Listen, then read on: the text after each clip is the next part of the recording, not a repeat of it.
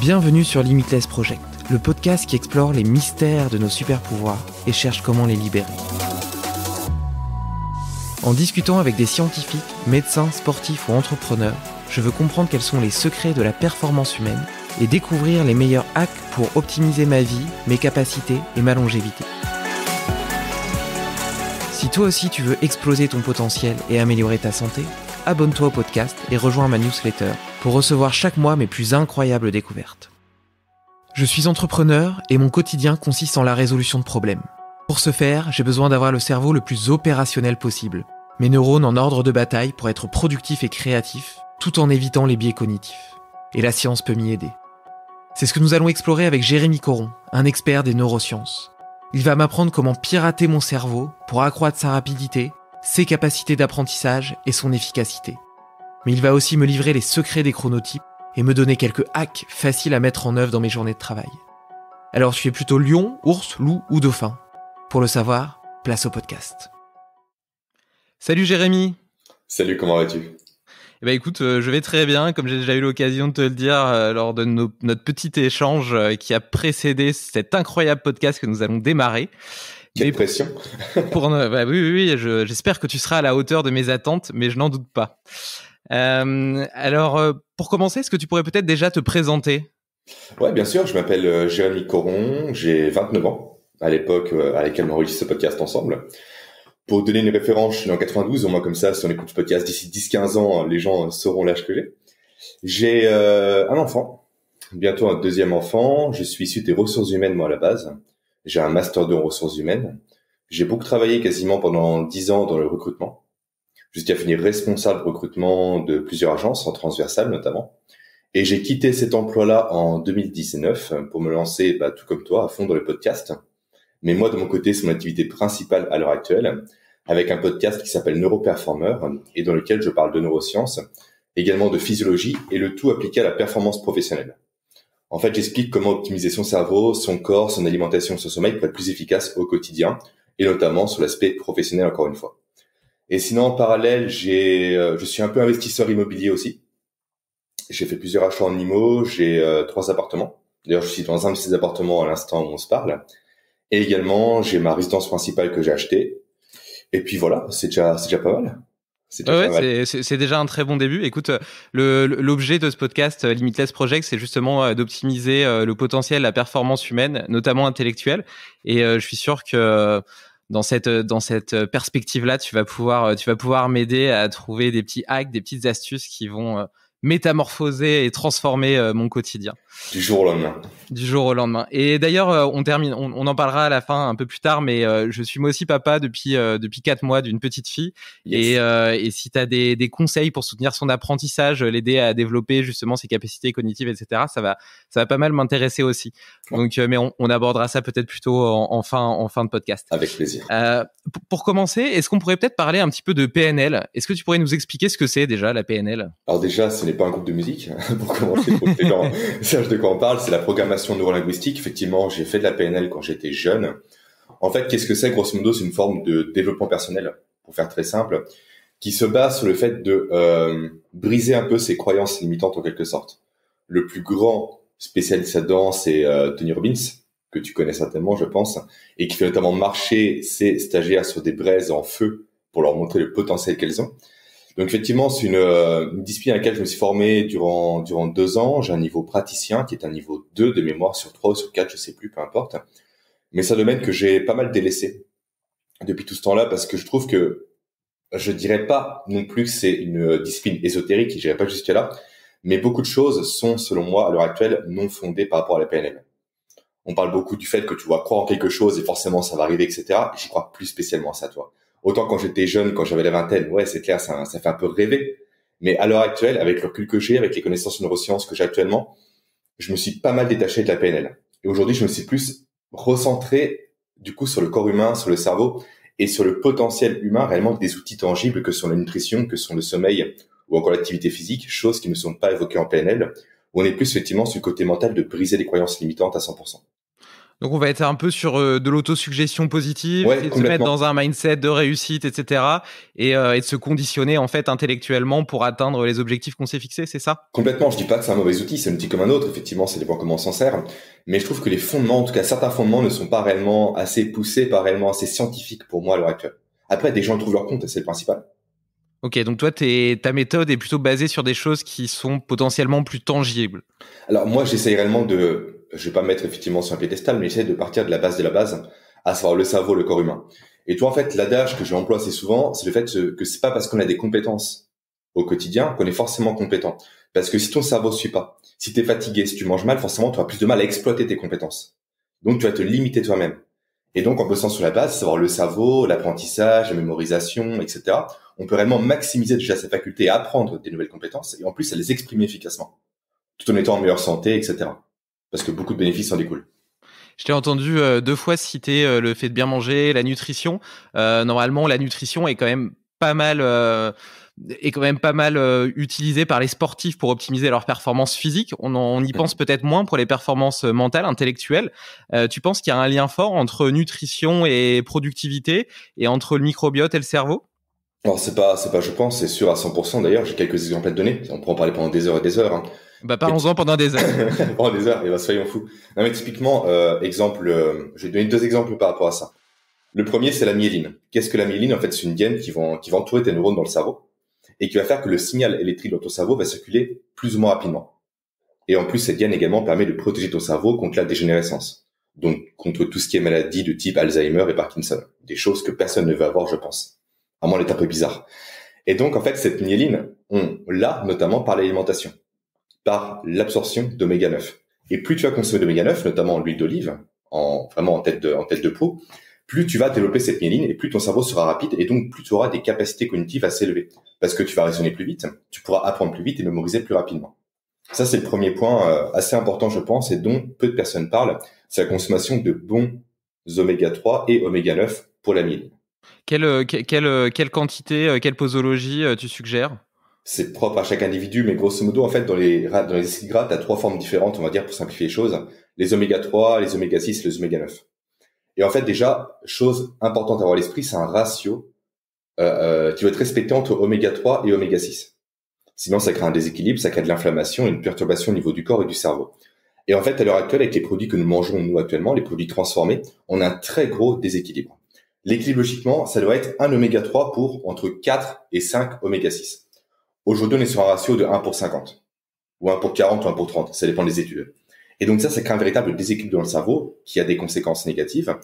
Et donc pour ça, il faut réellement rééquilibrer son alimentation pour justement réajuster un peu la balance en consommant au quotidien le plus d'oméga 3 possible. Donc tout ce qui est par exemple les noix de cajou, tout ce qui est oléagineux pour faire simple, tout ce qui est poisson gras aussi. Donc la sardine, le maquereau et le saumon dans une moindre mesure parce qu'il est un peu pollué lui malheureusement. Tout ce qui est également l'huile d'olive, là c'est pour les oméga 9 cette fois-ci. Donc dans tous les repas, je conseille au moins une cuillère à soupe d'huile d'olive. C'est pas beaucoup, tu vois, mais c'est un petit geste à prendre au quotidien qui peut faire la différence. Consommer également des avocats. Bref, plein de produits gras. Aujourd'hui, on a beaucoup critiqué le gras, malheureusement, pour mettre en évidence le sucre et les bienfaits du sucre. Ça, c'est une question de lobby, mais bon, ça fait un peu complotiste, pourtant c'est la réalité. Le lobby du sucre est assez fort, il a réellement mis beaucoup d'argent pour faire du marketing pour le sucre au détriment du gras, alors qu'au final, le gras est essentiel pour le cerveau, pour la santé et pour les compétences cognitives, et le sucre, à l'inverse, ne l'est pas du tout.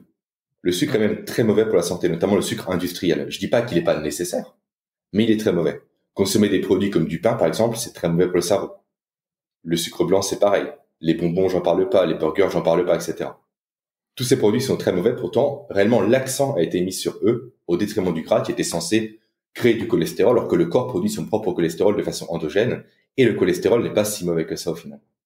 Ce que tu dis est assez cohérent, même dans une logique de longévité, puisqu'on a souvent vanté les mérites du régime méditerranéen, et il a 2 particularités. La première, c'est de faire part belle à l'huile d'olive, et la seconde, c'est d'avoir une bonne consommation de poisson, donc d'oméga 3, et potentiellement également une consommation de glucides peut-être assez faible ou plus faible, avec également aussi des noix, etc. Donc ça semble assez cohérent avec ce que tu dis. Donc potentiellement faire fonctionner le cerveau à plein régime, on pourrait en même temps prendre soin de sa santé et optimiser sa longévité. Complètement, puis éviter aussi les produits transformés, tout simplement. Tant qu'un produit n'est pas brut, il faut savoir qu'il n'est pas bon pour la santé. Après, il y a différentes mesures, bien évidemment. Pour ça, je vous renvoie notamment sur la classification NOVA. Je sais pas si tu connais cette classification-là. Pas du tout. En fait, c'est une classification qui a été élaborée par, je crois que c'est Berthoud de mémoire. Je suis plus sûr à 100%. Ça vérifié par rapport à ça. Et grosso modo, en fait, il y a 4 niveaux de transformation d'aliments. T'as l'aliment qui est brut, typiquement une pomme. Une pomme, c'est brut. T'as un arbre, t'as une pomme, c'est un animal qui est naturel. Un aliment qui est naturel. Après, t'as la compote de pommes, qui, elle, va être moyennement transformée. Tout dépend si elle est maison, si elle est industrielle ou pas. Après, t'as le jus de pomme. Là, effectivement, la pomme est broyée, etc. Elle est filtrée, t'as plus de fibres, t'as plus rien. Du coup, c'est très transformé. Et après, t'as carrément le jus de pomme avec sucre ajouté, avec plein de trucs ajoutés, des colorants, où là, c'est encore pire, tu vois. Et plus l'aliment va être transformé, moins il sera bon pour la santé de façon naturelle. Oui, bah hyper intéressant. De toute façon, moi j'essaie de me concentrer à 95 ou 98 ou 99% sur des aliments bruts, donc non transformés, ce qui en plus m'évite de me prendre la tête à me demander si le produit que je suis en train d'acheter a été beaucoup, un peu ou pas du tout transformé. Voilà. Mais c'est très intéressant. Du coup, ça, l'importance des oméga 3, des oméga 9, diminuer les glucides et les sucres raffinés, les produits transformés, ça c'était le premier point pour la nutrition du cerveau. Est-ce qu'il y en avait d'autres? Effectivement, il y a un autre point. Bon, on va revenir un peu sur les sucres et notamment la notion de glycémie et d'insuline. Je sais pas si ça te parle un peu. Tout à fait. En fait, typiquement, quand tu consommes un aliment, peu importe lequel, même si c'est un aliment naturel ou autre, forcément, ça va créer une hausse du sucre dans le sang. C'est obligatoire, c'est une réaction. Comme quand tu mets un carreau de sucre dans un verre d'eau, forcément, le taux de sucre dans l'eau va monter. C'est logique. Sauf que plus l'aliment est consommé industriel, et plus il va être sucré de base, avec du sucre ajouté notamment, plus le taux de sucre dans le sang va monter de façon assez exponentielle. Et du coup, le cerveau n'aime pas ça, parce que c'est pas naturel. En fait, le cerveau recherche constamment l'état d'homéostasie, donc l'état réellement, on va dire, d'équilibre. Sauf qu'en ajoutant du sucre, tu crées un déséquilibre. Et vu que le cerveau n'aime pas ça, ce qu'il va faire, c'est qu'il va libérer une hormone qui s'appelle l'insuline, dont le rôle va être de déstocker ce sucre-là pour le mettre ailleurs, pour plus qu'il soit dans le sang. Et l'hormone, qui est l'insuline, va stocker le sucre directement dans les muscles et dans le foie. Et s'il reste encore du sucre disponible, celui-ci sera stocké sous forme de gras dans les graisses, tout simplement. C'est pour ça qu'on prend du poids quand on mange des bonbons, par exemple. C'est pour ça que le sucre se transforme au final en gras à terme.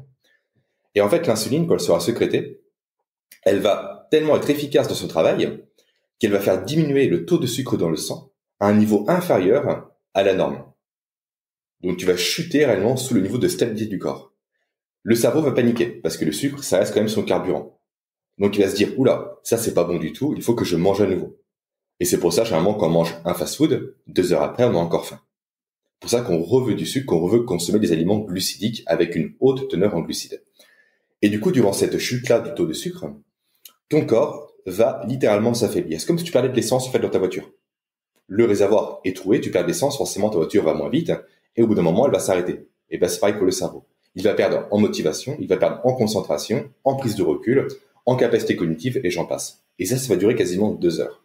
Au bout de 2 heures, le cerveau va se dire, ok, maintenant il me faut du sucre, tu remanges mal, et t'es reparti pour 2 heures à nouveau de fatigue, de démotivation, et de perte de capacité cognitive. Et il y a des aliments particulièrement entre guillemets dangereux pour la glycémie, avec une charge glycémique énorme et qui crée justement cette espèce d'hypoglycémie réactionnelle hyper importante. Il y en a quelques-uns que tu as en tête? Le pain. Le pain. Ça fait très mal en tant que Français d'entendre ça, mais le pain est très très mauvais par rapport à ça. Le pain blanc est très très mauvais. Les pâtes le sont également. Après, tout ce qui est effectivement industriel dans tous les cas. Parce que tous les produits industrialisés, en fait, ont la particularité de ne plus avoir de fibres quasiment. Et en fait, ce sont les fibres qui vont ralentir l'absorption du sucre dans le sang. Donc, moins t'as de fibres, plus le sucre va entrer rapidement dans l'organisme. Et également, autre aliment qui souvent pourtant est un aliment dit santé, ce sont les jus de fruits. Parce qu'un jus de fruits, en fait, c'est que du sucre. Bah, c'est pareil, il n'y a pas de fibres. Il n'y a pas de fibres. Les gens pensent effectivement jus et fruits, ça peut être que bon. Non, c'est pas bon du tout, ce n'est que du sucre à 100%, quoi. Et des fois, il n'y a même pas de vitamines, il n'y a plus rien parce que les produits sont tellement broyés, tellement chauffés, tellement transformés que, en fait, au final, il y a vraiment 100% que du sucre, il n'y a plus de minéraux, il n'y a plus de vitamines, plus rien. Et donc, si j'ai envie de manger du pain ou des pâtes, il serait peut-être plus intéressant que je les mange le soir sur mon dernier repas de la journée pour éviter que ça impacte mes performances cognitives pendant l'après-midi, je suppose. Et peut-être que... Non, t'as pas l'air d'accord. En fait, je suis plus pour le fait carrément de ne pas en manger. De ne pas en manger. Pour être transparent à toi. Vas-y, dis-moi. Non, mais justement, j'allais te proposer une autre alternative aussi pour les gens qui sont vraiment attachés. Il existe justement des pâtes semi-complètes, du pain complet. Est-ce que tu penses que c'est un petit peu mieux ou bien c'est simplement une connerie marketing pour te donner bonne conscience en mangeant de la merde? Non, il y a des deux. C'est un peu mieux, effectivement, mais ça reste non plus pas bon pour la santé, quoi. Dans tous les cas, ça reste mauvais pour la santé, malheureusement. Alors, je dis pas que je mange jamais de pain. Très clairement, j'en mange. Mais j'en mange uniquement lors d'occasion. Avec du vrai bon pain, je me fais plaisir, tu vois. C'est pas du pain acheté bas de gamme, etc. La baguette classique, on va dire, qui est blanche et qui est vraiment une bombe de glycémie pour le corps. Mais c'est plus du pain aux oléagineux, avec des fruits secs, etc., que je mange lors de occasions comme Noël, anniversaire ou autre. Et là, je me fais plaisir. Je me coiffe pas, mais vraiment, j'apprécie le pain que je mange. D'ailleurs, la baguette blanche dont tu parles, je crois qu'elle a un index glycémique de 95 quand le sucre blanc est à 100, donc voilà. C'est ça. On a tout dit, quoi. On a tout dit. C'est pire que le sucre. Ok, donc la nutrition, c'est un premier point de performance intellectuelle. Quels seraient les autres? Il y en a plusieurs que j'identifie. Après, ça paraît un peu basique dit comme ça, mais il y a le sommeil aussi, qui est vraiment négligé à l'heure actuelle. L'activité physique, qui est aussi vraiment très très important et dont on se détache beaucoup aujourd'hui malheureusement. Je compte également la respiration. C'est-à-dire, on ne sait pas respirer aujourd'hui. Et le fait aussi de savoir penser clairement. Le fait de faire un peu abstraction du bruit qui est autour de nous. Pas du bruit, le bruit réellement de la télévision ou autre, mais le bruit des pensées parasites, du téléphone portable qui s'allume tout le temps, etc. Tu vois. Vraiment savoir se focaliser sur un point donné. Ouais, du coup, pour réussir à se focaliser sur un point donné, peut-être qu'il y a des méthodes comme la méthode Pomodoro qui pourrait être pas mal, où pendant 25 minutes, tu te mets focus sur ton truc à fond, tu désactives tout le reste, t'arrêtes de faire des allers-retours entre ton Skype, ton WhatsApp et ton fichier Word ou ce sur quoi tu es en train de travailler. Puis au bout de 25 minutes, tu t'accordes 2-3 minutes de liberté où tu vas marcher, te dégourdir un peu les jambes, respirer justement, prendre l'air. Donc ça pourrait peut-être être une bonne stratégie. T'as tout dit, c'est une très bonne stratégie. Après ça, quand on a souvent le dogme des 25 minutes, on peut largement faire plus si on veut. Mais effectivement, l'idée du Pomodoro, c'est de s'accorder un temps de travail défini avec un minuteur. Comme ça, tu sais que tu travailles durant 25, 30, 35, voire 1 heure quasiment sans pause, sans interruption. Et après, tu as une pause de 5 à 10 minutes où là, tu vas souffler, te faire plaisir, façon de parler, en marchant comme tu le dis, en regardant un peu tes emails si tu as envie, en regardant ton téléphone, peu importe. Mais là, tu vas faire une vraie coupure. Et généralement, durant cette pause, je conseille aux personnes qui me suivent de faire une vraie pause pour le cerveau. Qu'est-ce qu'une vraie pause pour le cerveau? En fait, c'est simple. Souvent, les gens pensent que, typiquement, répondre à un email, c'est une pause. Pas du tout.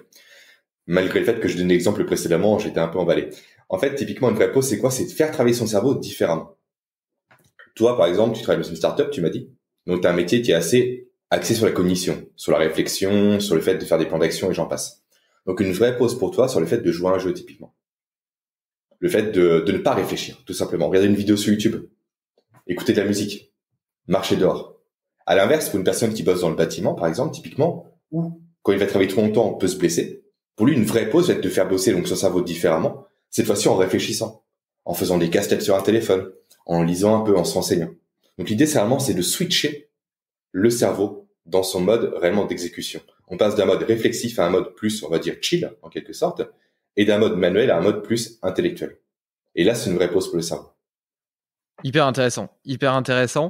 T'as parlé aussi de la respiration. Est-ce que tu vois ça comme des exercices à faire au cours de la journée avec des routines comme la routine 365 où 3 fois par jour pendant 5 minutes, t'inspires pendant 5 secondes, t'expires pendant 5 secondes, ou peut-être des cycles de respiration Wim Hof, ou bien est-ce que c'est plutôt prendre conscience de sa respiration pendant le travail, tout au long de la journée, en essayant d'avoir peut-être une respiration plus profonde? Comment est-ce que tu vois ça? Alors, il y a de tout. Effectivement, tu as déjà les très bonnes bases. Parce que je vois, tu connais la cohérence cardiaque, tu connais Wim Hof, que je fais tous les matins d'ailleurs, et qui est assez sympa à faire parce que c'est très bénéfique pour le corps, notamment en termes de production d'adrénaline. On va expliquer rapidement aux auditeurs ce qu'est Wim Hof. En fait, c'est le fait d'hyperventiler.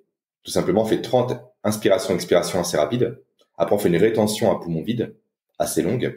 Et après, une rétention, à poumon plein. Durant 15 secondes, on fait ça 3 fois de suite. Ensuite, la cohérence cardiaque, tu l'as dit, effectivement, c'est faire pendant 5 minutes des inspirations durant 5 secondes et une expiration durant 5 secondes, ce qui va jouer sur le système nerveux parasympathique et donc stimuler la relaxation et la détente. Mais surtout, en fait, j'ai envie de partir de la base comme souvent, et la base, pour moi, c'est déjà respirer par le nez. Parce que peu de personnes aujourd'hui respirent par le nez. Beaucoup de gens respirent par la bouche. Et tu vois, on se voit parce qu'on est en visio, mais quand on respire par la bouche, forcément, on hausse ses épaules. Toi, la respiration, elle vient du thorax, elle vient des clavicules. Or, quand on respire par le nez, naturellement, on va respirer du bas du ventre. Et ça, c'est très bon pour le corps. C'est très bon pour le corps pour deux raisons, pardon. Déjà, ça va favoriser la détente. parce qu'on va jouer à nouveau sur le système nerveux parasympathique. Et également, quand on respire par le nez, en fait, le nez, il faut savoir qu'il est designé pour respirer, contrairement à la bouche. Pourquoi? Parce que le nez possède des poils et du mucus, pour commencer, ce qui va filtrer les éléments qui vont rentrer dans ton nez. Donc tout ce qui est particules, tout ce qui est pollen ou autre, déjà, ça va être filtré par le nez. Donc déjà, tu as beaucoup moins de risques d'infection par la suite. Ensuite également, dans le nez, tu as ce qu'on appelle des MEATS. MEATS.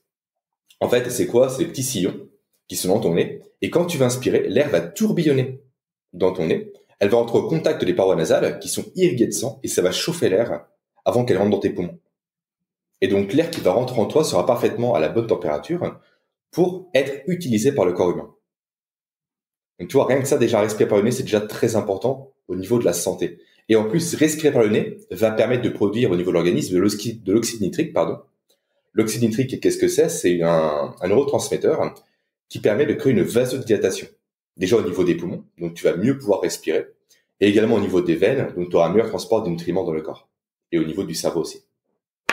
Donc pour moi, la base, c'est déjà ça, c'est respirer par le nez pour commencer. Avant de penser à tout ce qui est méthode Buteyko, tout ce qui est méthode Wim Hof, ou encore méthode 365.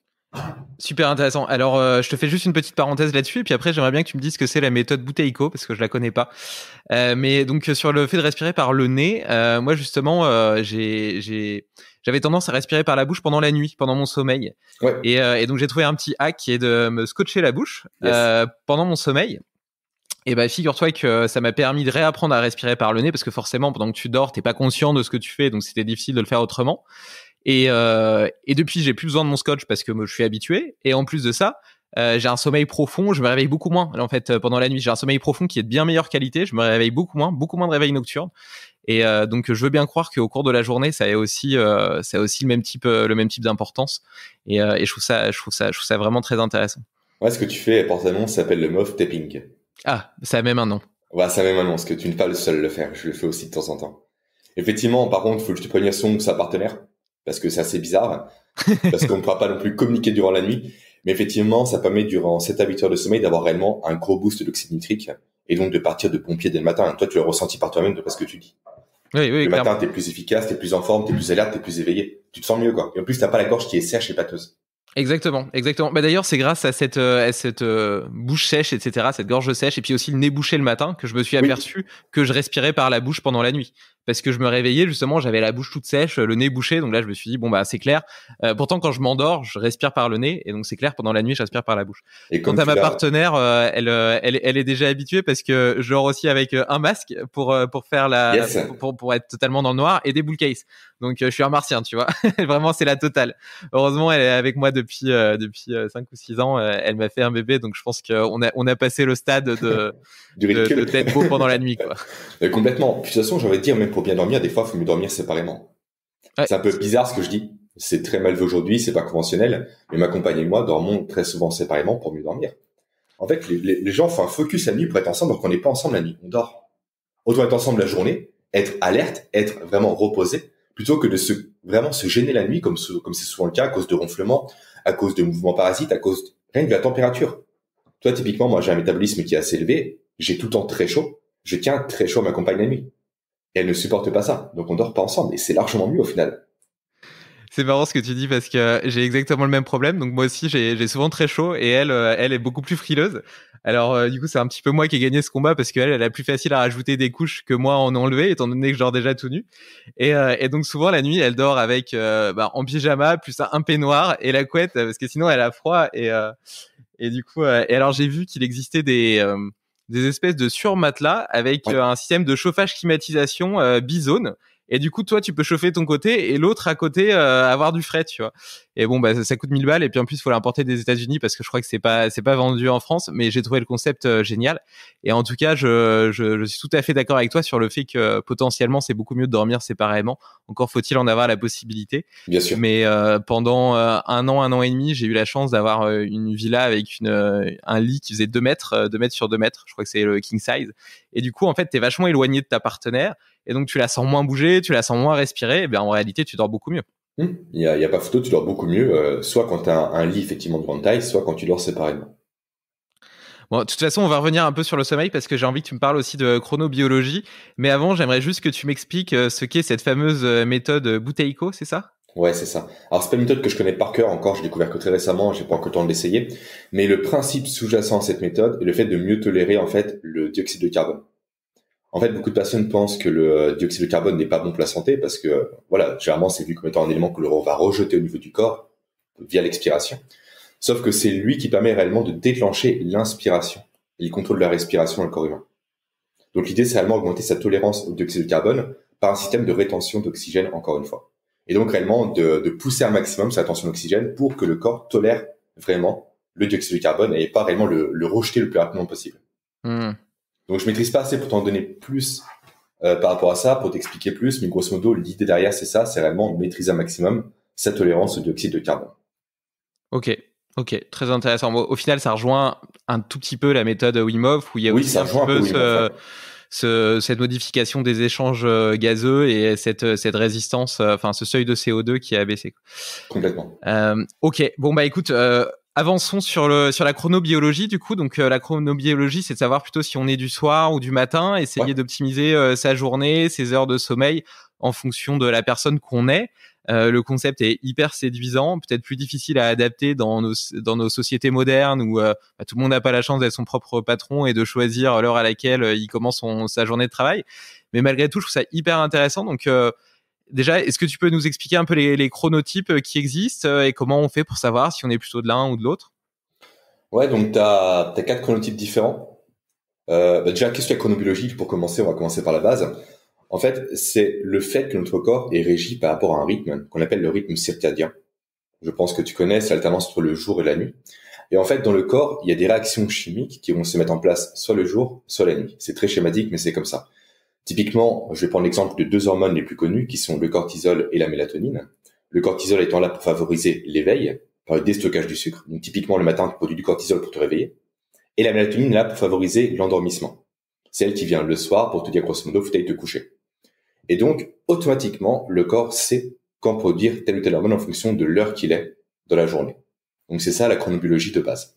Sauf que on n'est pas tous égaux par rapport à ça. Certaines personnes vont avoir un taux de production qui va être plus tôt et d'autres plus tard. Et ça va tout décaler au niveau de la journée. Typiquement, moi je suis du matin. Donc j'ai un profil qu'on appelle lion.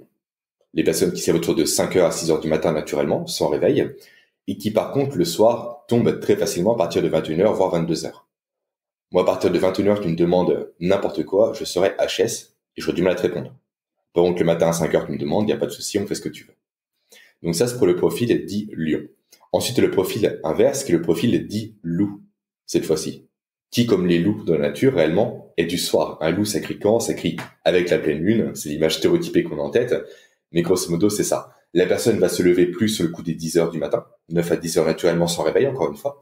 Et par contre, va se coucher quant à elle, vers minuit, voire 1h du matin de façon naturelle. Et cette personne sera plus alerte le soir que le matin. On parlera un peu des implications par la suite. Après, tu as le profil dit ours, qui lui est calqué réellement par rapport au soleil. Donc, il se lève grosso modo autour de 8h, 7h, 8h et il se couche à 23h. Et tu as le profil dauphin, qui quant à lui est de base insomniaque. Donc, il va se lever plus au coup de 10h, mais aura du mal à dormir la nuit. Et ça représente 10% des personnes, dont ma compagne fait partie. Et moi, du coup, je suis D'où le fait que vous dormiez séparément. Ouais, il y a ça aussi, ouais. C'est un élément que j'ai pas abordé, mais ça a beaucoup joué sur l'insomnie par rapport à ça, ouais. Par rapport à elle et par rapport à moi. Et donc, effectivement, tout ça a des conséquences au niveau pro, parce qu'une personne qui n'est pas du matin ne pourra pas travailler efficacement le matin. Et inversement pour une personne qui n'est pas du soir. Et donc, l'idée, dans ce que j'enseigne, dans ce que je partage, c'est déjà connaître son chronotype. Donc ça, déjà, en se connaissant un peu, on peut déjà le connaître facilement. Après, j'ai créé un test pour ça. Donc peut-être que tu mettras le lien, toi, directement en commentaire. Donc il y aura un article lié à l'épisode qui résume un petit peu tout ce qu'on s'est dit, sur lequel je mettrai aussi quelques photos si tu as la gentillesse de m'en envoyer quelques-unes. Et tous les liens, toutes les ressources. Donc vous pourrez retrouver tout ça dans l'article lié. Donc c'est un test tout simple qui doit durer 5 minutes à faire, 5 minutes à passer. Un test qui est issu d'un livre qui s'appelle Quand, du docteur Breuss, qui parle de chronobiologie, et que j'ai numérisé pour le rendre plus accessible, tout simplement. Et donc, en fait, quand on sait déjà son chronotype, on peut déjà savoir si on est plus du matin ou du soir. Et donc, on peut adapter ses tâches par rapport à ça. Typiquement, une personne qui n'est pas du matin aura tout à gagner le matin à anticiper sa future journée, à programmer les choses. Comme ça, dès que son pic d'activité arrive, automatiquement, elle sera prête à passer à l'action. plutôt que de perdre encore du temps à réfléchir à qu'est-ce que je vais faire. Et au moins, le matin n'aura pas perdu de temps non plus à travailler sur des tâches complexes quand elle ne peut pas le faire physiologiquement parlant. Et du coup, après, je préconise bien évidemment l'inverse pour une personne qui est plus du matin et non pas du soir. Cette personne-là devra programmer un maximum sa journée la veille au soir pour être au taquet le matin dès que la journée commence. Et par contre, l'après-midi, c'est plus, alors j'irais pas dire détente non plus, mais on va plus travailler sur les tâches dites secondaires. Tout ce qui est administratif, tout ce qui est par exemple, je sais pas, compléter les tableaux, tout ce qui est de la relecture, faire des réunions, etc. Des tâches qui vont pas réellement mobiliser les capacités cognitives, parce que la personne ne pourra pas le faire, encore une fois, au niveau biologique et physiologique. Hyper intéressant. Et est-ce que tu penses que le chronotype, il est inscrit génétiquement ou qu'il évolue au fur et à mesure du temps et des contraintes qu'on a dans la vie? Et pour illustrer un peu cette question, je vais te donner mon exemple. Jusqu'à mes 25 ans, je pense que j'étais plutôt dans ta définition du chronotype loup, puisque je me couchais vers 1h, 2h, je me levais peut-être vers 8h, 9h du matin. Et aujourd'hui, je suis d'un chronotype complètement inverse qui est le chronotype lion, puisque je me lève à 6h du matin, 6h30 naturellement, donc sans réveil. Je fais ma séance de sport, etc. Bon, on parlera après des routines, mais et le soir, comme tu le décrivais tout à l'heure, vers 21h30, 22h, je commence à être crevé, tu vois. Et d'ailleurs aujourd'hui, avant je faisais la fête, je pouvais faire la fête le jeudi, le vendredi et le samedi soir jusqu'au bout de la nuit et les enchaîner sans aucun problème.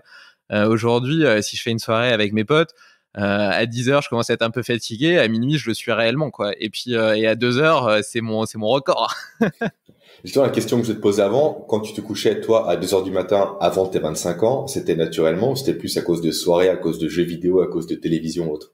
Bah déjà j'avais y avait un peu de tout, déjà donc effectivement il y a eu la période où je faisais pas mal de soirées, un peu trop la fête, et donc clairement ça a joué dans ce décalage.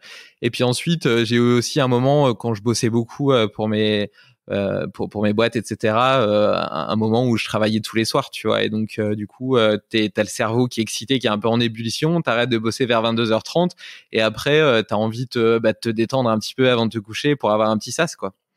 Donc ça joue aussi. Non mais effectivement, le chronotype de base, il évolue. Vraiment, il évolue. Déjà, quand t'es tout bébé, quand t'es vraiment très très jeune, en général, t'es plus sur un chronotype de mémoire qui est tac tac, qui est le lion. Tu te lèves très tôt le matin, t'es couché très tôt le soir, pardon. Et ce qui est normal pour un enfant parce qu'il faut beaucoup de sommeil. Du coup, il se lève tôt parce qu'il est couché très tôt le soir.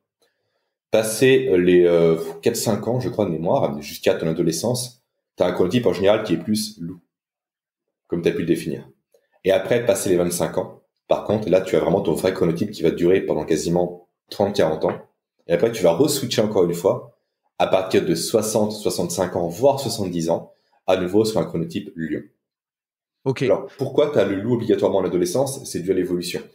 Parce qu'avant, nos lointains ancêtres devaient se protéger. Tu avais des prédateurs, tu avais des tribus opposées qui voulaient te tuer, etc. Donc forcément, si toutes les personnes avaient à l'époque le même chronotype, c'est-à-dire que tout le monde dormirait en même temps. Et donc forcément, durant 8 heures, la tribu peut être attaquée facilement par des tigres à dents de sabre, par exemple, tu vois. Donc forcément, a été mis en place cette notion de chronobiologie. Et du coup, l'aspect loup à l'adolescence est dû au fait que les ados devaient s'émanciper par rapport aux adultes pour devenir autonomes, devenir grands, etc. et pouvoir par la suite devenir de futurs adultes responsables et capables de mettre en place une tribu à leur tour.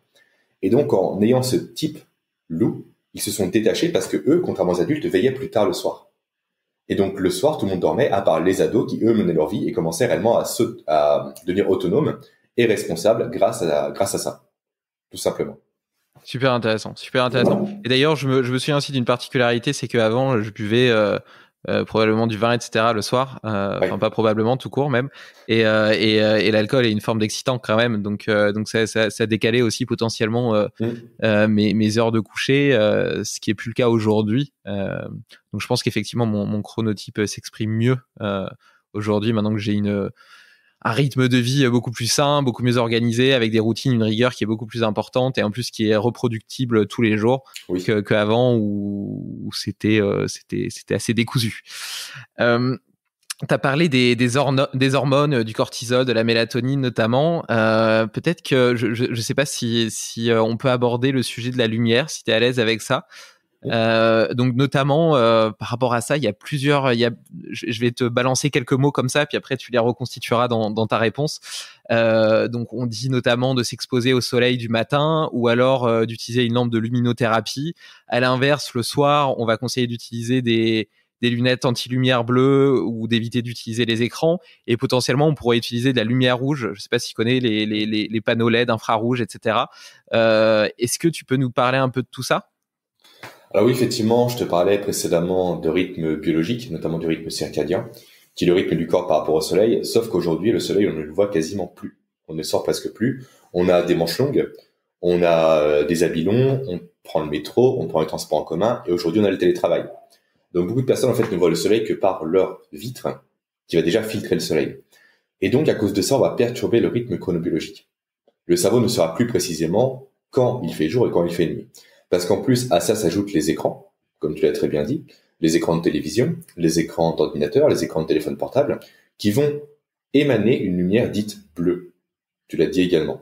Qu'est-ce qu'une lumière bleue? En fait, c'est une lumière, tout simplement, qui va simuler, pour le cerveau, la lumière du ciel. Et donc, quand tu regardes un écran à 23 heures, pour le cerveau, il est encore, 17 heures, encore 16 heures. Et donc, forcément, lui, pensant qu'il n'est pas 23 heures, ne va pas créer cette fameuse mélatonine qui va te plonger dans le sommeil. Et c'est pourquoi beaucoup de personnes se retrouvent le soir avachis devant la télévision, à ne pas pouvoir dormir, à attendre et à ne pas trouver le sommeil. Et encore pire, un écran bleu en général va diminuer, je crois, de 70% la production de mélatonine, de mémoire encore une fois. Et ça va aussi avoir une incidence directe sur la qualité de ton sommeil. Donc de une, tu vas te coucher plus tard, donc tu vas te dérégler, tu vas manquer de sommeil, et de deux, ton sommeil, ça ne sera pas de qualité également. Et quand on sait que le sommeil a un rôle très important dans la mémorisation, dans l'apprentissage, dans la reconstruction des tissus, c'est extrêmement délétère. Et c'est pour ça effectivement qu'il y a des pare-feux façon de parler, tels que les lunettes jaunes pour filtrer les UV bleus, tels que la lumière rouge également, que je connais pas. Je connais que de nom, mais je n'ai jamais essayé. Et telles que des applications sur téléphone ou sur ordinateur pour diminuer naturellement la luminosité de l'écran quand le soir approche. Et c'est très important d'avoir ça. Et les panneaux de luminothérapie à utiliser le matin que tu peux poser sur ton ordinateur, sur ton bureau, à côté de ton ordinateur, qui est censé simuler un peu les 10 000 lux du soleil et de te booster justement. Qu'est-ce que tu en penses? Alors, je pense que ça peut être efficace. J'ai jamais creusé le sujet, mais dans quelle mesure, par contre, ça aide le corps à produire de la vitamine D, je sais pas. Parce que la vitamine D est censée être produite à partir des rayons du soleil. Ouais, là, c'était plus pour le côté énergisant, peut-être justement essayer de régler ces rythmes circadiens, stimuler la production de cortisol peut-être le matin. Et oui, le problème de la vitamine D, je pense que de toute façon, si on s'expose pas suffisamment au soleil, il faut forcément se complémenter, non? Complètement. On n'a pas le choix de passer par la complémentation, même quand on s'expose. Et j'ai envie de dire, malheureusement, on est tellement couvert aujourd'hui, à moins de passer vraiment 10 minutes tous les jours dehors, bras nus et tête nue, et le faire consciemment et volontairement, c'est compliqué d'avoir son quota de vitamine D. Très compliqué. Je refais un petit saut du coup sur le sujet nutrition, pour rapidement parler des compléments, puisque du coup on évoque la vitamine D. Donc tu conseilles potentiellement la supplémentation en vitamine D, notamment l'hiver, ou en tout cas quand on estime ne pas être suffisamment exposé, avoir suffisamment de peau exposée au soleil. Ou quand qu'on a une peau aussi foncée. Ok, d'accord. Quand on a plus une on va être donc noir, effectivement, quand on va être black, plus on aura du mal à synthétiser la vitamine D. Ce qui est normal parce que eux vivaient à l'origine au soleil toute l'année. Toute la journée. Et forcément, le corps, eux, a mis des protections pour pas être vraiment en surcharge et pour ne pas trop craindre le soleil. Donc la peau des personnes black a plus de mal à synthétiser la vitamine D que les personnes qui sont blanches de base. Et donc il y a d'autres suppléments que tu conseillerais, donc peut-être potentiellement des oméga 3 si on mange pas suffisamment de poissons gras. Yes. Super important les oméga 3 pour l'équilibre oméga 3 oméga 6 comme on l'a évoqué au début de podcast, ouais. Et aussi presque les vitamines de façon naturelle parce que les aliments que nous mangeons actuellement sont très pauvres en vitamines. Déjà, on mange beaucoup moins de fruits et de légumes qu'avant. J'ai plus les chiffres en tête, mais c'est faramineux la chute qu'il y a eu en quelques années. Et en plus, ces aliments que nous mangeons nous actuellement, on fait généralement 10 fois le tour du monde et ne sont plus du tout vraiment riches en vitamines et en minéraux. Donc je recommande également des vitamines et des minéraux quasiment au quotidien malheureusement. Ok. Le dernier point pour avoir un cerveau en pleine forme et en pleine possession de ses capacités, c'était le sport. Yes. Ça pourrait presque être anti-intuitif parce que après une séance, en général, t'es crevé. Du coup, dans quelle mesure est-ce que ça peut améliorer tes capacités cognitives? En fait, il faut savoir, en tout cas, c'est une théorie qui est vraiment mise en avant actuellement, que le cerveau humain s'est beaucoup développé au contact de l'activité physique. En fait, l'homme, à une époque, s'est mis sur ses deux jambes, a arrêté le quatre pattes pour passer à deux pattes, et a été corrélé à ça le fait que l'homme a dû chasser pour survivre. Parce que en même temps que la position bipède, la Terre a connu une baisse de température, donc une raréfaction de la nourriture, notamment au niveau des baies et des tubercules. Et donc l'homme a dû commencer à chasser pour survivre, à la fois pour se nourrir des aliments, donc qu'est la viande des animaux, et également pour se vêtir des peaux des animaux morts. Et donc forcément, quand tu introduis de la chasse à un peuple qui à l'origine faisait uniquement de la cueillette, s'ajoutent de nombreuses fonctions cognitives pour justement pouvoir chasser. Typiquement la communication, le repérage spatial, le fait de travailler en groupe, de prendre des décisions et j'en passe. Et tout ça dans une activité de mouvement. Parce que tu chasses pas généralement étant ainsi.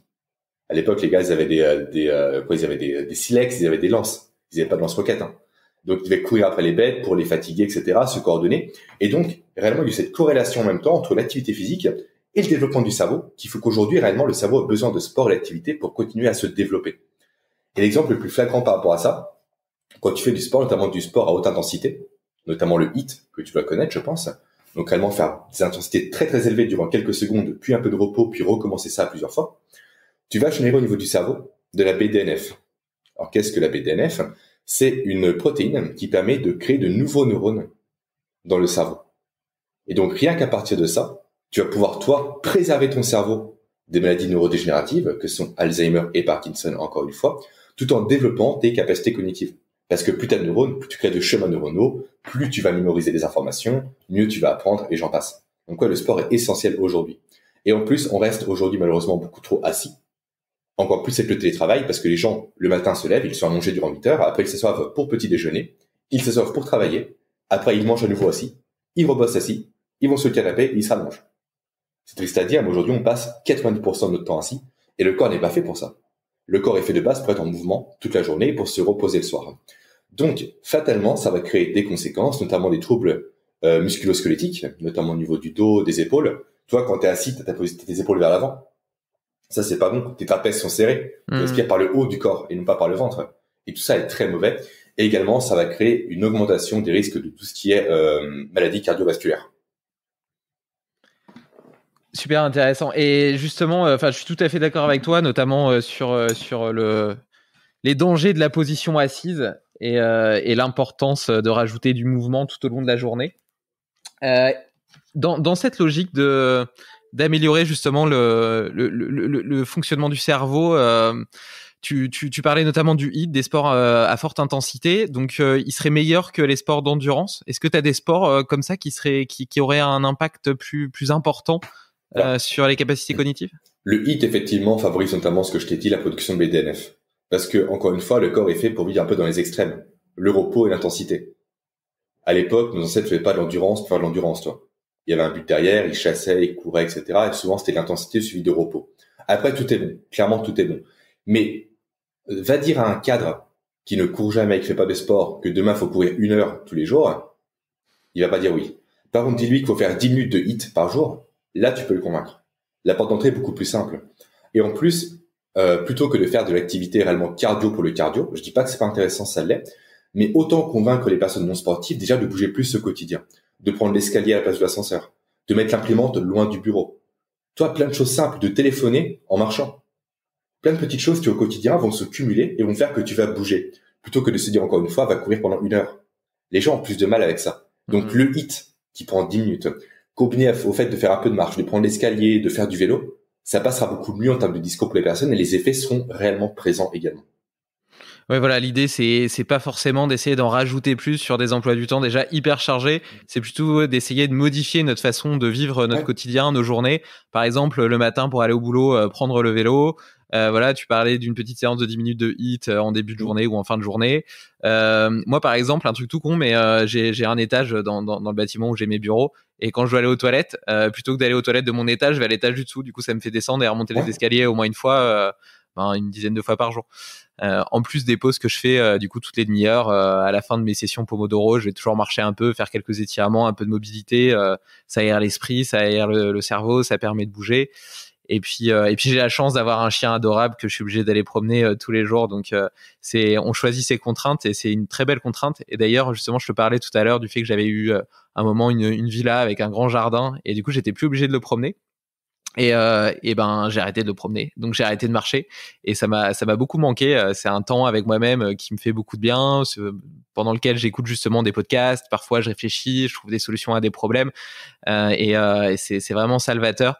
Et donc maintenant je fais religieusement ma petite marche du matin et du soir avec mon petit bulldog français. Super. Idéalement après les repas, c'est encore mieux. Idéalement après les repas, d'accord, c'est noté. Pour favoriser la digestion. Yes, parce que de une, ça va stimuler tes jambes et tes fessiers. Donc les muscles seront plus réceptifs à l'insuline, donc tu vas moins faire de pics d'insuline comme on l'a déjà dit. Et également, si tu marches après ton repas en respirant bien par le nez, tu vas stimuler directement ta digestion. Pourquoi ? Parce que l'intestin grêle est relié au niveau du diaphragme par un muscle qui s'appelle le muscle de Tertz, je crois de mémoire. Je lis sa mémoire encore une fois. Et en fait, étant relié, quand tu respires par le nez, ça va créer un effet de pompe au niveau du diaphragme, ce qui va abaisser tranquillement à plusieurs reprises ton tube digestif et donc ça va faire progresser plus rapidement tes aliments dans l'estomac. Très intéressant, je savais pas. Bon, alors maintenant, en théorie, j'ai un cerveau qui est en capacité de fonctionner au maximum de son potentiel. J'aimerais l'utiliser pour apprendre une langue étrangère, au hasard l'anglais. Est-ce que tu as des conseils, des petits hacks qui pourraient améliorer mes capacités de mémorisation et me permettre en un an de devenir presque bilingue? Alors, petit hack, je dirais déjà de bien dormir pour commencer parce que l'apprentissage passe majoritairement par le sommeil pour commencer. Et après, franchement, le mieux du mieux, bien sûr, c'est partir à l'étranger et se forcer réellement à parler anglais. Mais ça, une chose qui est très bien, c'est travailler par tout ce qui est répétition, espacée. En fait, il y a un professeur, j'ai plus son nom en tête, peu importe, qui a mis ça en évidence, comme quoi la mémoire est faite pour être réactivée très régulièrement. Typiquement, on l'a tous vécu à l'école. On apprend un contrôle, on apprend par cœur de chez par cœur, 24 heures après, on s'en souvient plus. Et si tu veux faire ça pareil avec une langue étrangère, les résultats seront les mêmes. Tu vas apprendre par cœur 10 mots, 2 jours après, tu vas plus t'en souvenir. 3 jours après, c'est encore pire, 1 mois après, laisse tomber, tu n'as plus rien du tout. Et donc, l'idée, réellement, c'est de réviser ton vocabulaire en anglais, si on prend encore une fois cet exemple-là, régulièrement et à à intervalles réguliers, encore une fois. Et plus tu vas maîtriser un mot, en fait, tu vas te constituer une pile de fiches. Dans chaque fiche, tu vas mettre sur un côté de la carte le mot français et l'équivalent en anglais de l'autre côté. Tu vas te créer plusieurs petites boîtes. Une boîte un jour, une boîte une semaine, une boîte un mois, une boîte 3 mois. Tu vas prendre tes cartes, tu vas voir si tu connais tes mots. Si tu les connais très bien, tu les passes à 3 mois pour les réviser dans 3 mois. Si tu les connais un peu moins bien, tu les passes à 1 mois. Si jamais vraiment c'est compliqué pour toi, tu passes à une semaine. Et si tu t'en souviens plus du tout, tu passes à un jour. Et comme ça, grâce à ce protocole-là, tu vas réviser plus souvent les mots que tu ne connais pas, alors que les mots que tu connais, tu vas uniquement les rappeler de temps en temps avant que ta mémoire te fasse défaut. Et aujourd'hui, beaucoup d'applications fonctionnent sur ça, comme Duolingo, comme Mosalingua, ça fonctionne très très bien. Parce que le logiciel va automatiquement calculer pour toi la répétition la plus adaptée à ta mémoire pour mémoriser le mot dans ta mémoire à long terme. Donc vraiment, c'est ça, je trouve, la clé de l'apprentissage, c'est la répétition espacée aujourd'hui. Ouais, le cerveau, de toute façon, essaie toujours de choisir la meilleure option en fonction de tes besoins. Tu te rends compte qu'il a une mémoire vachement sélective pour les choses qui ont une importance pour toi. En général, tu t'en souviens bien. Les détails, tu t'en souviens jamais. Voilà, on est toujours vachement sélectif. Et d'ailleurs, tu peux même faire un parallèle avec le corps humain et la mobilité. Les zones de mobilité dans lesquelles t'as jamais besoin d'aller, ben t'arrives pas à y aller parce que le corps en a pas besoin et du coup il apprend pas à le faire et il garde pas ces adaptations là. En fait, on n'est que adaptation à nos stimuli, qu'ils soient intellectuels ou physiques. Tout ce que tu n'utilises pas, tu le perds. Ok. C'est-à-dire, mais tu le perds. D'où aussi, pour la petite parenthèse sur la langue étrangère, peut-être l'importance d'essayer d'être immergé au maximum dans ta journée pour avoir plusieurs stimulations et l'avoir un petit peu tout le temps en tête et que le cerveau se dise ouais, j'en ai besoin, quoi. C'est ça que le mieux, effectivement, c'est encore partir à l'étranger quand c'est possible, parce que moi, tu fais des erreurs aussi, tu te confrontes aux gens et tu oses le faire. Là, c'est différent d'une application, tu réponds, tu peux déjà mentir à toi-même. Déjà, je le fais pas aujourd'hui, j'ai pas envie, etc. Tu repousses, tu le fais plus. Tu peux dire oui, ce mot, je le connais bien, que tu connais pas du tout parce que t'en as marre et que tu veux passer l'exercice. Effectivement, tant que tu baignes pas dans un bain de contraintes, t'apprendras pas réellement les choses. Ok. Ok, très intéressant. Il y avait un autre sujet que je voulais aborder avec toi, c'était les biais cognitifs. On a beaucoup de biais. En fait, on pourrait même se demander parfois si notre cerveau est notre ami ou notre ennemi, si on en est vraiment maître ou en fait s'il fait un peu ce qu'il veut. Notamment, là, il y a peut-être un biais qui est particulièrement amplifié par le fonctionnement des algorithmes des réseaux sociaux, qui est le biais de confirmation. Je sais pas si tu as vu le documentaire sur Netflix Derrière nos écrans de fumée, mais en gros, tu vois là les trucs un peu complotistes autour du Covid. Si tu en regardes un sur Facebook, voilà, tu regardes un truc comme ça sur Facebook, après Facebook va voir que tu en as regardé un, il va t'en montrer d'autres, et donc potentiellement tu vas voir que ça, et donc tu vas avoir l'impression que tout le monde pense pareil, et après tu liras quelque chose de différent, et en fait t'occultes complètement les choses qui abondent pas dans l'idée que tu t'es faite, et par contre tu prends en compte toutes celles qui abondent dans la tienne, et donc en fait c'est complètement, y a rien d'objectif là-dedans. Tu prends que ce qui t'arrange et puis t'éloignes tout ce qui t'arrange pas. Et donc ce biais de confirmation, et là je le prenais par rapport au complotisme, etc. Mais en fait, on l'a pour tout, même pour nos projets de vie, etc. Je sais pas, si tu fais un business plan ou un plan pour ta boîte et puis que ça se passe pas tout à fait comme tu veux, bah tu vas potentiellement t'attacher plus aux signaux qui vont montrer que ça va aller qu'aux signaux qui devraient t'alerter du fait que ça va pas. Enfin, voilà, on a un petit peu tous ce biais-là. Il y en a d'autres aussi dont j'aimerais qu'on parle. Mais voilà, mais qu'est-ce que tu peux nous en dire et comment est-ce qu'on peut s'en protéger? Alors déjà, le biais de confirmation est très important et très intéressant parce qu'effectivement, tu vas uniquement chercher ce qui confirme tes propos, comme tu l'as très bien dit.